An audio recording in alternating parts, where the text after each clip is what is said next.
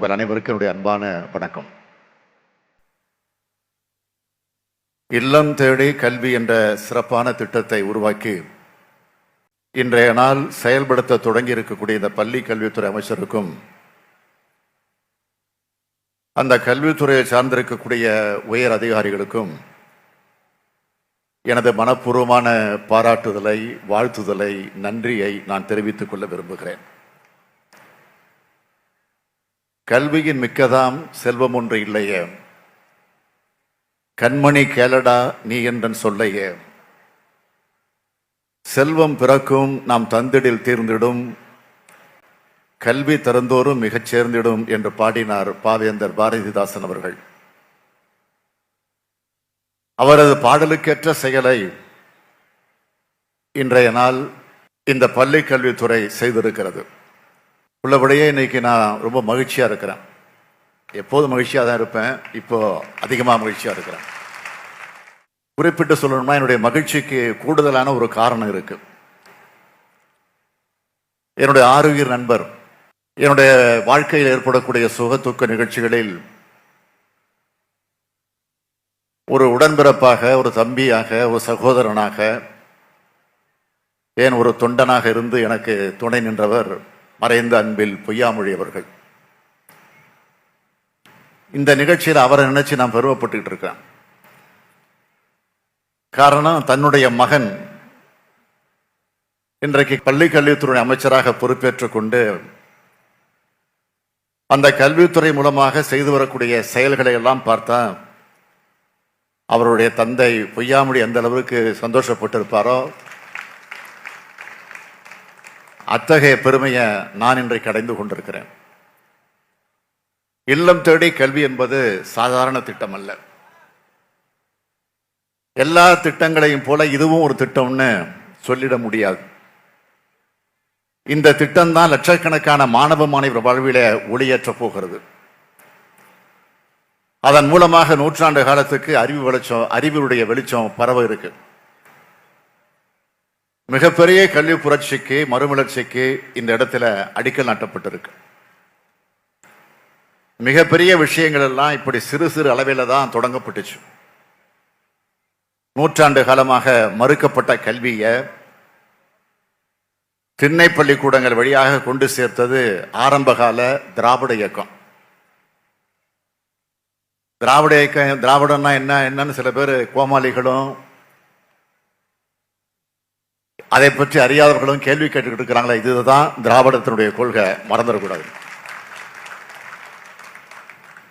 நீதி கட்சி தோன்றிய பிறகு சென்னை மாகாணத்தில் இருக்கக்கூடிய மாநகராட்சி பள்ளிகளில் மாணவர்களுக்கெல்லாம் உணவளிக்கக்கூடிய திட்டத்தை கொண்டு வந்தார்கள். அதை தொடர்ந்து பெருந்தலைவர் காமராஜர் அவர்கள், மறைந்த மதிப்பிற்குரிய எம்ஜிஆர் அவர்கள், நம்முடைய முத்தமிழறிஞர் தலைவர் கலைஞர் அவர்களால் இந்த திட்டம் விரிவுபடுத்தப்பட்டு செழுமைப்படுத்தப்பட்டுச்சு.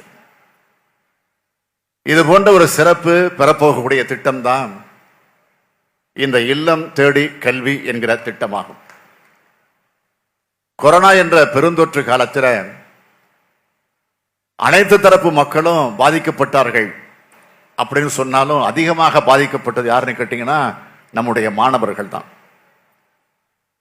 பள்ளிக்கு வந்து கல்வி கற்று வந்தவர்களை வீட்டுக்குள்ள முடக்கி வச்சிருந்தது கொரோனா என்ற அந்த பெருந்தொற்று காலம். பள்ளிக்கூடம் என்ற பரந்த வெளியை பயன்படுத்த முடியாம வீட்டுக்குள்ள இருந்தே குழந்தைகளின் மனதை பாதிச்சது. அது அவர்களது படிப்பை, படிக்கும் முறைய, படிப்பில் இருக்கக்கூடிய ஆர்வத்தை குறைத்து விட்டது என்றே சொல்லலாம். இந்த பாதிப்பை எப்படி சரி செய்வது என்று பள்ளி கல்வித்துறை அதிகாரிகள் சிந்தித்தார்கள். பள்ளிக்கு வந்து படிக்கக்கூடிய மாணவர்களுக்கு மேலும் கூடுதல் நேரத்தை பள்ளி நேரம் போலவே படிப்பில் பயன்படுத்துவதற்காக உருவாக்கப்பட்டதுதான் இந்த இல்லம் தேடி கல்வி. உங்கள் வீட்டுக்கு அருகிலேயே இதற்காக ஒரு தனியாக இடங்களை தேர்வு செய்யப்படும். நாள்தோறும் ஒவ்வொரு நாளும் மாலையில 1 மணி நேரமோ அல்லது 2 மணி நேரமோ வசதிக்கேற்ப, சூழ்நிலைக்கேற்ப ஆசிரியர்கள் வந்து உங்களை படிக்க வைப்பாங்க. உங்கள் வீட்டுக்கு அருகிலேயே இதற்காக தனியாக இடங்கள் தேர்வு செய்யப்படும்.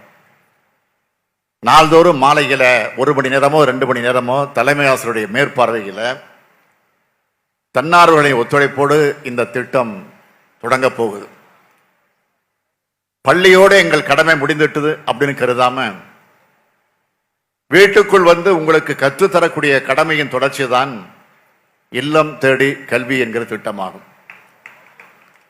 எப்பொழுதுமே ஏதாவது ஒரு நெருக்கடி ஏற்பட்டால் தான் புதிய பாதை அதன் மூலமாக திறக்கும். அப்படி கொரோனா என்ற நெருக்கடிகளை உதயமானதுதான் இந்த இல்லம் தேடி கல்வி என்ற திட்டமாகும். கொரோனா என்ற பெருந்தொற்று குறைந்ததன் காரணமாக பல்வேறு தளர்வுகளை நாம தொடர்ந்து அறிவிச்சுக்கிட்டு இருக்கிறோம். அதுல முதலாவது கல்வி நிலையங்களை திறந்ததாகும். முதலில் கல்லூரிகள் திறக்கப்பட்டுச்சு. அதை தொடர்ந்து 9, 10, 11, 12 ஆகிய வகுப்புகள் திறக்கப்பட்டுச்சு. அடுத்ததாக வருகிற நவம்பர் 1ஆம் தேதி முதல் 1ஆம் வகுப்பு முதல் 8ஆம் வகுப்பு வரை திறக்கப்பட இருக்கு. இந்த ஊரடங்கு காலத்தில் பள்ளிக்கு வந்து பயிலக்கூடிய சூழல் இல்லாவிட்டாலும் ஆன்லைன் வகுப்புகளை நடத்தி வந்தோம். ஆனால் நேரடி கல்வி தரக்கூடிய பயனை ஆன்லைன் வகுப்புகளால் தர முடியாது என்பதுதான் உண்மை. அதனால்தான் கற்றல் இடைவெளி ஏற்பட்டுச்சு. இப்படி கற்றல் வேலை ஏற்படுவதற்கு மாணவர்களோ பள்ளியோ ஆசிரியர்களோ காரணம் அல்ல, கொரோனா கால சூழ்நிலை அதற்கு காரணமாக வந்துச்சு. நடந்தது நடந்ததாக இருக்கட்டும், இனி நடப்பவை நல்லதாக இருக்கணும், அதை நடத்தி காட்ட வேண்டும். மீண்டும் பள்ளியை நோக்கி வரக்கூடிய மாணவர்களை ஆசிரியர்கள் இனிமையாக நடத்த வேண்டும் என்று நான் கேட்டுக்கொள்கிறேன். பாடம் நடத்துவதோடு மாணவர்களுடைய பண்போடும் அவர்களை நடத்திட வேண்டும் என்று நான் கேட்டுக்கொள்ள விரும்புகிறேன். கடந்த கால கசப்பை மறப்பதாக உங்களது கனிவு இருக்க வேண்டும். அதேபோல் மாணவர்கள் படிப்பில் அதிக ஆர்வத்தை காட்ட வேண்டும், செலுத்த வேண்டும். கவன சிதைவுகள் இருக்கக்கூடாது. கொரோனாவால் இழந்த காலத்தை ஈடுகட்ட அதிகப்படியான முயற்சிகளை மாணவர்கள் செய்தாக வேண்டும். பள்ளி நேரத்தில் மட்டுமே மாணவர்களை பழைய நிலைக்கு படைமாற்றம் செய்துவிட முடியாது. அதனால்தான் பள்ளி நேரம் முடிந்த பிறகும் சில மணி நேரங்கள் மாணவர்களுக்காக பயிற்சிகள் தரப்போறோம். இதனை ஆசிரியரோடு சேர்ந்து தன்னார்வ தொண்டு நிறுவனங்களும் சேர்ந்தவர்களும் செயல்பட முன் வந்திருக்கிறார்கள். இந்த தன்னார்வலர்களையும் தொண்டு நிறுவனங்களையும் நான் மனதார வாழ்த்த கடமைப்பட்டிருக்கிறேன். தமிழ்நாட்டினுடைய முதலமைச்சர் என்ற முறையில் அவர்களுக்கு நன்றி செலுத்தவும் நான் விரும்புகிறேன். தனித்துவம் கொண்ட இந்த திட்டம் வகுப்பறையை பள்ளிகளுக்கு வெளியேயும் நீட்டிக்க செய்யும் மகத்தான முயற்சி. இத்திட்டம் மற்ற மாநிலங்களுக்கு முன்னோடியாக இருக்க போகுது. தமிழ்நாடு சிறந்த கல்வித்துறை அலுவலர்களை கொண்ட மாநிலம். நம் கல்வித்துறை வலுவான கட்டமைப்பை கொண்டது. முதன்மை கல்வி அலுவலர்களும் மாவட்ட கல்வி அலுவலர்களும் வட்டார கல்வி அலுவலர்களும் ஆழ்ந்த ஈடுபாட்டுடன் அயராமல் பணியாற்றக்கூடிய வல்லமை பெற்றவர்கள். பெற்றோரும் ஆசிரியர்களும் அதிகாரிகளும் கற்ற இளைஞர்களும் பரந்த உள்ளம் பெற்றவர்கள். ஆகவே நீங்கள் எல்லாம் ஒருங்கிணைந்து செயல்படுத்த வேண்டிய திட்டம்தான் இந்த திட்டமாகும். இந்த திட்டம் மாலை நேரத்தையும் பள்ளியாக மாற்றப் போகிறது. வீடுகளில் இருந்து படிக்கக்கூடிய சூழ்நிலை இல்லாத பிள்ளைகளுக்கு பேருதவியாக இருக்கும். ஆசிரியர்கள் தங்கள் சேவையை மனமுவந்து ஆற்ற வேண்டும் என்று நான் கேட்டுக்கொள்ள விரும்புகிறேன். ஓய்வு பெற்ற ஆசிரியர்களும் தங்கள் அறிவையும் அனுபவத்தையும் கொடையாக வழங்க விரும்பினால் அவர்களை இந்த அரசு வரவேற்க கடமைப்பட்டிருக்கிறது. தன்னார்வலர்கள் அனைவரையும் நான் வரவேற்கிறேன். படித்த இளைஞர்கள் தங்களது ஓய்வு நேரத்தை இதில் பங்கெடுப்பதன் மூலமாக பயனுள்ளதாக மாற்றலாம். கல்வியைத்தான் நிரந்தரமான செல்வம் என்று சொல்கிறார் திருவள்ளுவர். யாரால அழிக்க முடியாத செல்வம் என்றும் சொல்லுகிறார். கல்வி அறிவை பயன்படுத்த அந்த செல்வமானது அதிகமாகிக் கொண்டே போகும் என்றும் சொல்லுகிறார். அத்தகைய கல்வி செல்வத்தை அனைத்து குழந்தைகளும் பெற்றாக வேண்டும். அதனால்தான் பள்ளிகள் முதல் பல்கலைக்கழக வரையிலான கல்வியை மேம்படுத்துவதை மிக முக்கியமான நோக்கமாக திராவிட முன்னேற்ற கழக அரசு அதை வகுத்து வைத்திருக்கிறது. சமூக நீதி, சுயமரியாதை, மனித நேயம், சமத்துவம் கொண்டவர்களாக நமது மாணவ செல்வங்கள் வளர வேண்டும். அனைவருக்கும் கல்வி, அனைவருக்கும் வேலை வாய்ப்பு என்பது திராவிட இயக்கத்தினுடைய அடிப்படையான கொள்கைகளில் ஒன்று. அந்த அடிப்படை நோக்கங்களை அடைய இந்த இயக்கம் பெரும் புரட்சிகளை நடத்தியிருக்கிறது. இன்னார்தான் படிக்க வேண்டும், இன்னார் படிக்கக்கூடாது என்று சொல்லக்கூடிய ஒரு காலம் இருந்துச்சு. அதனை மாற்றிய இயக்கம்தான் நம்முடைய திராவிட இயக்கம். இது ஒரு கட்சியின் ஆட்சி அல்ல, இனத்தின் ஆட்சி என்பதை நான் முன்னரே சொல்லி இருக்கிறேன். மத்தியில் கூட்டாட்சி, மாநிலத்திலே சுயாட்சி என்ற மகத்தான தத்துவத்தை அடிப்படையாக கொண்டிருக்கக்கூடிய இயக்கம்தான் நம்முடைய இயக்கம்.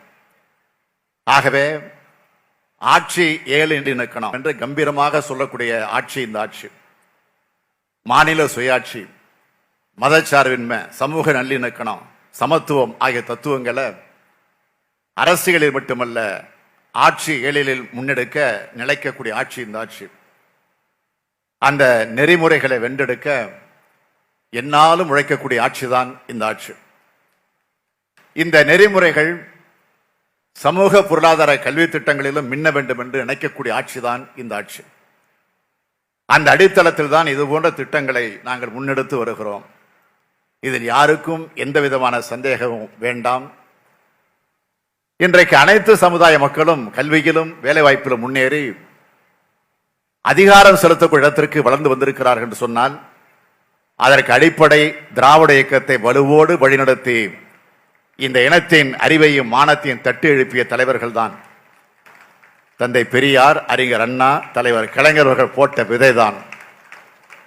எல்லோருக்கும் எல்லாம் என்ற திசையை நோக்கி இந்த நாட்டை வளர்க்கும் ஆட்சியாக திராவிட முன்னேற்ற கழக ஆட்சி செயல்பட்டு வருகிறது.